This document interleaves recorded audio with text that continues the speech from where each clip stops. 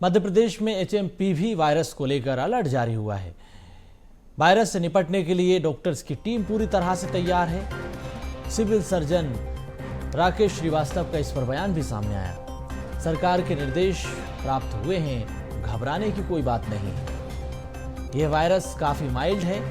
बच्चों और बुजुर्गों में सबसे अधिक होने की संभावना रहती है। खांसी बुखार के समय मास्क का उपयोग बेहद जरूरी है। सही समय पर इलाज करना चाहिए। यह वायरस कोविड जैसा नहीं है। डॉक्टर की टीम पूरी तरह से तैयार है। पूरा प्रोटोकॉल फॉलो कर रहे हैं। सरकार के निर्देशों का पालन किया जा रहा है।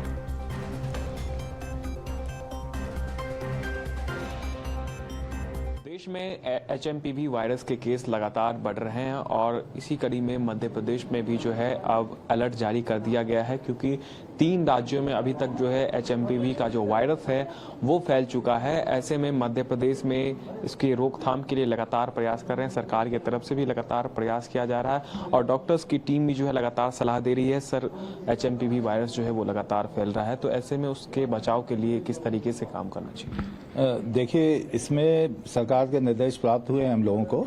इसमें बिल्कुल घबराने की बात नहीं है, चिंता की बात नहीं है। बहुत माइल्ड वायरस है, जैसे वो इन्फ्लुएंजा वायरस होते हैं उसी तरह का लगभग वायरस है। ये वायरस मेनली बच्चों में और बुजुर्ग लोगों में फैलने की संभावना रहती है, तो इसमें प्रोटोकॉल उसी तरह पालन करना पड़ता है। जैसे खांसी है, बुखार है, तो उसको मास्क लगा के रखें, उससे थोड़ा दूरी बना के रखें, समय पे उसका इलाज कराएं।